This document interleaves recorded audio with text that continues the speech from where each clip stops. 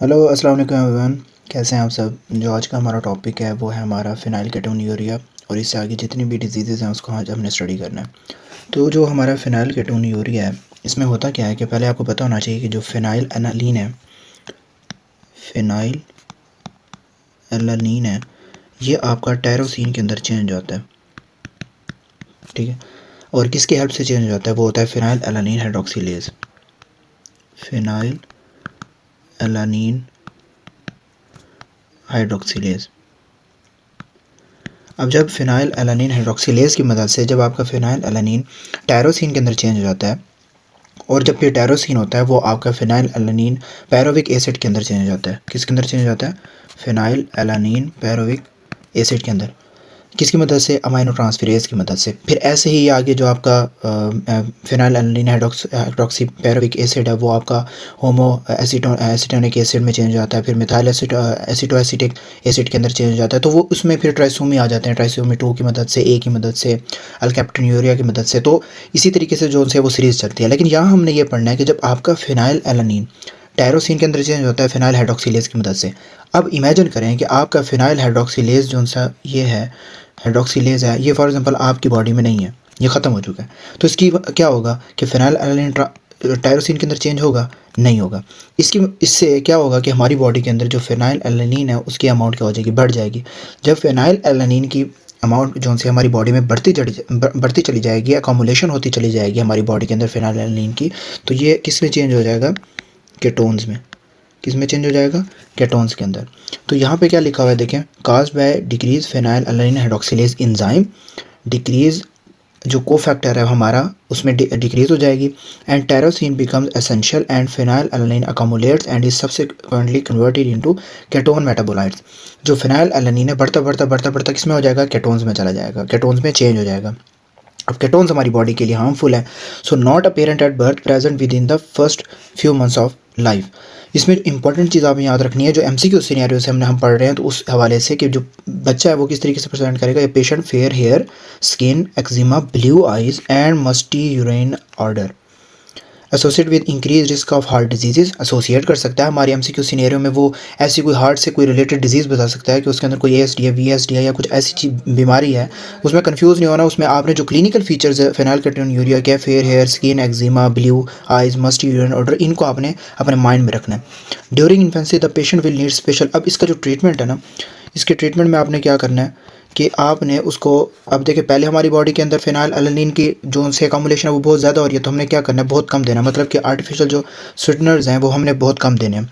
और हमने जो टायरोसिन है ना वो हमने ज़्यादा देना है, क्योंकि टायरोसिन बन नहीं रहा। Should not be breast feeding. Breast feeding के नहीं, मतलब कि थ्रू कोई, जैसे हम बच्चे होते हैं ना वो ब्रेस्ट फीडिंग करें, थ्रू ब्रेस्ट फीडिंग हमने नहीं देना। फॉर एग्जाम्पल चिकन दे दें, ये बीन्स वगैरह होते हैं, इनमें जो है वो टायरोसिन ज़्यादा होता है, तो हम बच्चे को हम ये दे सकते हैं, पेशेंट को हम ये दे सकते हैं एज़ कम्पेयर टू हमने उन्हें ब्रेस्ट फीडिंग नहीं करवानी। So it is autosomal recessive and PKU phenylketonuria screen for at birth. हमने ये जो टेस्ट है ये करवाना होता है। इससे हमें पता चल जाता है कि हमारी बॉडी के अंदर जो बच्चा है उसकी बॉडी के अंदर केटोन्स हमारे ज़्यादा हो रहे हैं बिकॉज ऑफ फिनाइल एलानीन की जो कॉम्बिनेशन है वो ज़्यादा हो रही है।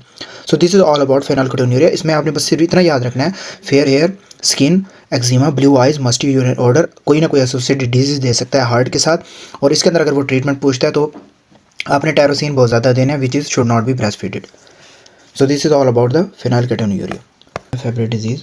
अब आपने याद रखना है कि फेब्री डिजीज़ के अंदर क्या होता है कि जो GLA जीन होता है, GLA जीन होता है उसकी क्या हो जाती है? म्यूटेशन हो जाती है। अब नॉर्मली होता क्या है कि नॉर्मली जो आपका GLA जीन होता है वो एक एंजाइम प्रोड्यूस करता है, उसका नाम होता है अल्फ़ा गैलेक्टोसाइडेज एसिड, राइट। अब अल्फ़ा गैलेक्टोसाइडेज एसिड का काम क्या होता है कि जो हमारी बॉडी के अंदर लार्जर मॉलिक्यूल्स होते हैं ना, लार्जर मॉलिक्यूल्स होते हैं उनकी ब्रेक डाउन करवाता है। उनकी क्या करवाता है? ब्रेक डाउन करवाता है। और वो हमारे, अब लार्जर मॉलिक्यूल्स के अंदर हमारे कौन से आ जाते हैं? GB3 आ जाता है, ग्लूकोज से फिर लिपिड्स आ जाते हैं। तो ये जो से होते हैं लार्जर मॉलिक्यूल्स होते हैं, इनकी ब्रेक डाउन करवाता है और हमारी बॉडी के अंदर फिर ये रिलीज़ कर देता है, release into the body for the usage. इसकी यूसेज के लिए, एनर्जी के लिए जो है वो हमें हमारी बॉडी के अंदर रिलीज़ हो जाते हैं। अब आप खुद देखें कि अगर हमारी बॉडी के अंदर GLA जीन की म्यूटेशन हो जाए तो क्या हमारा अल्फ़ा गैलेक्टोसाइडेज एसिड बनेगा? नहीं बनेगा। जब हमारी बॉडी के अंदर अल्फ़ा गैलेक्टोसाइडेज एसिड नहीं होगा तो क्या लार्जर मॉलिक्यूल जो उनसे GB3 हैं ये टूटेंगे? नहीं टूटेंगे। जब इनकी ब्रेक डाउन नहीं होगी, there is no break down of larger molecules, तो हमारी बॉडी के अंदर इनकी क्या होना स्टार्ट हो जाएगी, हमारी बॉडी के अंदर इनकी अकामुलेशन होना स्टार्ट हो जाएगी, हमारी बॉडी के अंदर ये बिल्डअप होना स्टार्ट हो जाएंगे। तो यहाँ पे क्या लिखा है कि deficiency of alpha galactosidase acid leads to the accumulation of GB3 in the heart, brain and kidney. इसके अंदर जो फर्स्ट साइन वो कहता है ना, सवेयर न्यूरोपैथिक लिम्ब पेन, ये इंपॉर्टेंट MCQs है और काफ़ी दफ़ा आया भी हुआ है। Severe neuropathic limb pain also present with joint swelling. Skin involvement होती है characterize by angiokeratomas and telangiectasis. Angiokeratomas क्या होता है? एंजियोकेराटोमास ये होता है कि हमारे जो ट्रंक होता है ना, उसका जो हमारे ट्रंक होता है, ट्रंक कौन सा, बाथिंग ट्रंक, हमारे जो एक्स पार्ट होते हैं और उनके जो थाइज वगैरह ये सराउंडिंग रीजन्स होते हैं, यहाँ पे ब्लूइश किस्म के ना ब्लूइश रैश पड़ जाते हैं, राइट। तो वो जो ट्रंक होता है उसको कहते हैं एंजियोकेराटोमास। उसमें जो हमारा ट्रंक होता है, बाथिंग ट्रंक होता है, उस पर क्या हो जाता है, ब्लूइश किस्म के रैश पड़ जाते हैं और लोअर एब्डोमेन पे भी पड़ जाते हैं। इसके अलावा वो कहता है टेलेंजेक्टेसिस, जो हमारे स्पाइडर वेन्स वगैरह आपको नॉर्मल जो छोटी छोटी वेन्स होती है ना, उनमें जो हमारे नज़र आती हैं spider veins, if untreated finding में इंक्लूड क्रोनिक किडनी डिजीज़, जो एसोसिएटेड डिजीज़ है हर किसी के साथ, presenting as proteinuria and increase risk of stroke, myocardial infarction and thromboembolic events, because जब उस एक चीज़ की अकोमुलेशन हो रही है विच में leads to the thrombosis and thromboembolic events. इसके अंदर हमने जो ट्रीटमेंट है वो क्या देना है, ट्रीटमेंट हमने आपने सिंथेटिक जो उनसे GLA है, अल्फ़ा गैलेक्टोसाइडेज ए है, synthetic alpha galactosidase acid जो उनसे हैं वो आपने पेशेंट्स को देने हैं, ताकि जो हमारी बॉडी के अंदर जो बड़े बड़े मॉलिक्यूल्स हैं उनकी क्या होना स्टार्ट हो जाए, उनके ब्रेक डाउन होना स्टार्ट हो जाए, ठीक है। तो इसके अंदर ये ट्रीटमेंट है और आपने इसकी जो क्लिनिकल फीचर्स हैं उनको तैयार रखना है। लेकिन मोस्ट इंपॉर्टेंट क्या है आपका, severe neuropathic limb pain, patient present to you with a history of joint swelling, any of angiokeratomas, telangiectasis, also there is a finding of neuropathic limb pain। Diagnosis के अंदर अगर वो बता दे कि GLA जीन की म्यूटेशन हुई है या अल्फा गैलेक्टोसाइडेज एसिड बढ़ा हुआ है, सॉरी उसकी डेफिशिएंसी है एंजाइम की, और GB3 उसकी अकोमुलेशन है, GB3 की अकोमुलेशन है, तो उसमें वो आपको किस तरीके से आप प्रेजेंट करेगा। और अगर एसोसिएटेड डिजीज़ में अगर वो क्या उसको MI है या स्ट्रोक हुआ है because of this molecules from GB3 molecule, GB3 की अकोमुलेशन की वजह से, तो वो क्या होगी, आपकी फेब्री डिजीज़ होगी। अच्छा, अब आगे आ जाता है इंपॉर्टेंट वन। कैसे मैं बता रहा हूँ, क्योंकि इसमें मोस्टली कन्फ्यूजन हो जाती है कि क्रेबी डिजीज़ और गॉचर डिजीज़ के अंदर कि इसके अंदर ग्लैक्टोसाइल सेरीमिडेज की डेफिशिएंसी हो रही है या फिर ग्लूकोसेरिब्रोसाइडेज की डेफिशिएंसी हो रही है। इसके अंदर इसकी आपकी बायोकेमिस्ट्री का होना आपको पता होना लाजमी है कि ग्लैक्टोसाइल सेरीमाइड की जो डेफिशिएंसी है उसकी वजह से क्या हो सकता है, साइडेज की डेफिशिएंसी की वजह से क्या हो सकता है, और ग्लूकोसेरिब्रोसाइडेज की डेफिशिएंसी की वजह से क्या हो सकता है, उसको देखते हैं। तो हमने उनका जो कंप्लीट जो प्रोसेस है ना इनका दोनों का नॉर्मली वो हमने देखना है। देखिए क्रेबी डिजीज़ के अंदर पहले वो क्या कहता है कि इसके अंदर जो म्यूटेशन होती है वो होती है ग्लैक्टोसेरिब्रोसाइडेज की, ग्लैक्टो नॉट ग्लूको, देयर इज़ ग्लैक्टोसेरिब्रोसाइडेज, हम इसे बुक से भी रीड करेंगे, ग्लैक्टोसेरिब्रोसाइडेज की हमारे क्रेबी डिजीज़ के अंदर जो ग्लैक्टोसेरिब्रोसाइडेज होता है वो क्या करता है, हाइड्रोलाइसिस करवाता है। किसकी हाइड्रोलाइसिस करवाता है, ग्लैक्टोसेरिब्रोसाइड की, नॉट साइडेज, ग्लैक्टोसेरिब्रोसाइड की। जो ग्लैक्टोसेरिब्रोसाइड होता है वो किससे मिलकर बना होता है, हमारा ग्लैक्टोज से और सेरामाइड। सेरामाइड ऐसे होता है कि जो हमारी जो सेल है उसकी जो ग्रोथ होती है उसमें हेल्प करता है। ग्लैक्टोज और सेरामाइड, ग्लैक्टोज हमारी जो शुगर होती है इसकी अब हाइड्रोलाइसिस करवाता है, मतलब कि ब्रेक डाउन करवाता है। अब इसके अंदर एक और की भी अकोमुलेशन ब्रेक डाउन हो रही होती है, वो होता है आपको साइकोसाइड या साइको हम कह देते हैं इसको सीन। इसकी क्या हो रही होती है, ब्रेक डाउन बाय ग्लैक्टोसेरिब्रोसाइडेज से। अब ये एक टॉक्सिक प्रोडक्ट होता है ऑफ द ग्लैक्टोसेरिब्रोसाइडेज मेटाबॉलिज्म का। अब इन दोनों की first one and second one, इन दोनों की जो है हमारी जो ग्लैक्टोसेरिब्रोसाइडेज होता है वो हमारी ब्रेक डाउन करवा रहा होता है। अगर म्यूटेशन हो जाए इसमें ग्लैक्टोसेरिब्रोसाइडेज में, फॉर एग्जाम्पल म्यूटेशन हो गया, वो बन नहीं रहा, म्यूटेशन हो गया किसी भी किस्म की और वो एंड अप हो जाता है, ख़त्म हो जाता है, तो इसकी वजह से हमारी बॉडी के अंदर ये जो दोनों होते हैं ग्लैक्टोसेरिब्रोसाइड और साइकोसिन की अकोमुलेशन हो जाती है। इन दोनों की अकोमुलेशन से होता क्या है कि हमारी बॉडी के अंदर जो माइलिन फॉर्मिंग सेल्स होते हैं उनकी डेथ होना स्टार्ट हो जाती है, ठीक है। और ये जो दोनों होते हैं ये होते किस में, शवान सेल्स में प्रेजेंट करते हैं, शवान सेल्स में। और इनकी ब्रेकडाउन होती कहाँ पे, हमारे लाइसोसोम्स में, हमेशा जो भी ब्रेक डाउन होती है मॉलिक्यूल्स की, ये किस में होती है, हमारे लाइसोसोम्स में होती है। इसकी वजह से होता क्या है कि हमारी बॉडी के अंदर demyelination and formation of globoid cells की हमारे अंदर डीमाइलिनेशन और फॉर्मेशन हो जाती है। अगर वो पैथोलॉजिकली पूछ ले तो किस सेल्स की होती हैं, ग्लोबॉइड सेल्स की फॉर्मेशन होना स्टार्ट हो जाती है। होते कौन किस सेल्स में, हमारे शेवान सेल्स में। और डेथ किन सेल्स की हो रही होती है, माइलिन फॉर्मिंग सेल्स की। Right, so this is all about the Krabbe disease के इसके अंदर नॉर्मली हो क्या रहा है और इसकी म्यूटेशन की वजह से क्या हो रहा है। क्रेबे डिजीज़ के अंदर क्या होता है, वो कहता है deficiency of ceramide and galactoside, because there is a deficiency of galactoceramidase deficiency. जब ग्लैक्टोसेरामाइडेज की डेफिशिएंसी होगी, उसकी वजह से हमारी बॉडी के अंदर ग्लूकोज और सेरामाइड नहीं बनेंगे। सेरामाइड हमारे, ग्लूकोज हमारा शुगर है, सेरामाइड हमारी सेल ग्रोथ के लिए इंपॉर्टेंट है। Because there is a combination of क्योंकि जो आपके ग्लैक्टोसेरामाइडेज हैं वो हमारी जो ग्लैक्टोसेरासाइड है इसकी क्या करवा देता है, ब्रेक डाउन। जब ब्रेक डाउन होगी उससे उससे क्या बनेगा, ग्लूकोज और सेरामाइड। जब इसकी ब्रेक डाउन हुई नहीं होगी बिकॉज ऑफ इसकी डेफिशिएंसी की वजह से, तो इसकी अकोमोडेशन होना स्टार्ट हो जाएगी, which is the galactoceraside in the brain. So characterized by progressive CNS degeneration, optic atrophy, spasticity and death within the first 3 years of life।